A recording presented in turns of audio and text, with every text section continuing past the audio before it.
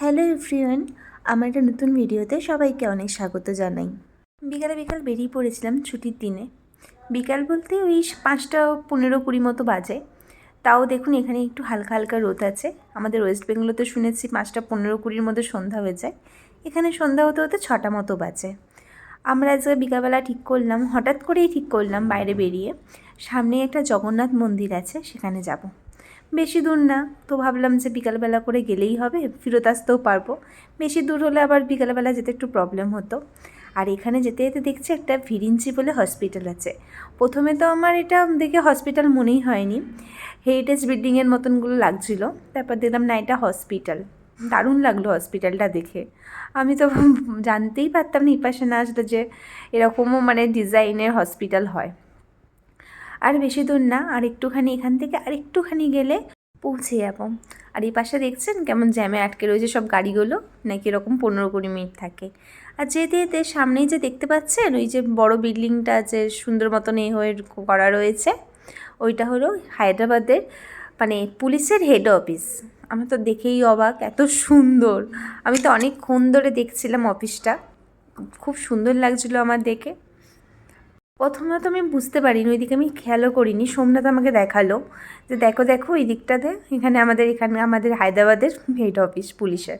বেশ দারুণ লাগলো। বলুন কি সুন্দর না?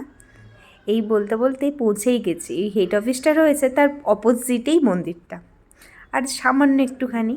আর যেখানেই যাচ্ছি না একটু পাহাড়ের উঁচুর দিকে। আর দেখুন ওই দেখুন উপর দিকে এই পাশটাতে মনে হচ্ছে পার্ক মতন তৈরি করে রেখেছে, সব উঠছে দেখুন।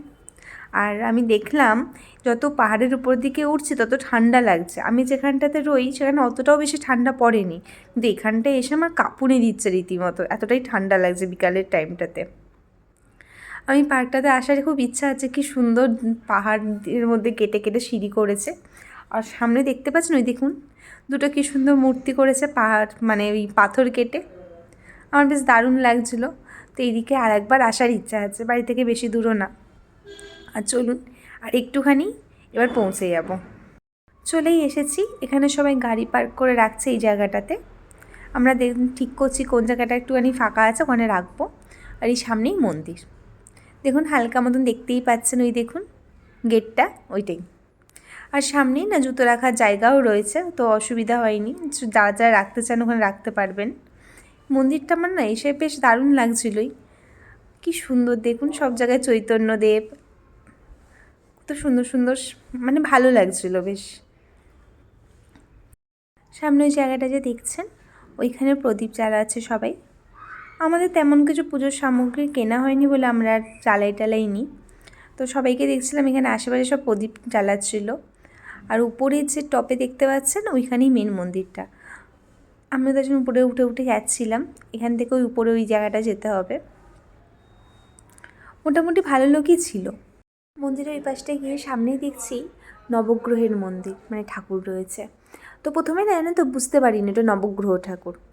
তারপর পরে বুঝতে পেরেছি আস্তে আস্তে, লেখাও ছিল তলায়, তো আমি ঘুরে ঘুরে দেখলামও। আর যেখানে জগন্নাথ দেব রয়েছে সেখানে আমি ভিডিও করতে পারিনি, সাহসও পাইনি। ওখানে লেখা ছিল বড় বড় করে ফটো তুলতে না বা ভিডিও করতে না। তো আশেপাশে দেখছিলাম অনেক ছোটো ছোটো মন্দিরও ছিল। গণেশ ঠাকুরের মন্দির ছিল, হনুমান ঠাকুরের মন্দির ছিল, তারপরে দেবী বিমলা, লক্ষ্মী ঠাকুর। আর এই সামনেটা এসে না দেখছি প্রসাদ কাউন্টার। তো ওই পুরীর খাজা, তারপর লাড্ডু বিক্রি হচ্ছে। তো ভাবলাম যে আমরাও এক প্যাকেট কিনি। এখানে এসেছি যখন পুরীর খাজাটাই নিয়েছিলাম, খাজা প্রসাদটা নেওয়ার পর ওখানে অনেকেই নিচে রয়েছে লাইন দিয়ে দিয়ে।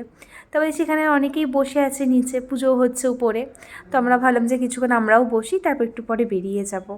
আর একটা জিনিস, এখানে বসেছিলাম ঠিকই, কিন্তু এখানের ওয়েদার আর আমি যেখানে থাকি ওখানের ওয়েদার আকাশ পাতাল তফাৎ। এখানে মানে পাহাড়ের একটু উঁচুতে বলে নাকি কে জানে প্রচণ্ড ঠান্ডা লাগছিল। আমরা ঠিক করেছিলাম একটুখানি বসে তারপর চলে যাব। বেশ ভালোই লাগলো আর ভালোভাবেই কাটলো সন্ধ্যাটা। আজকের ভিডিওটা এই অবধি, টাটা।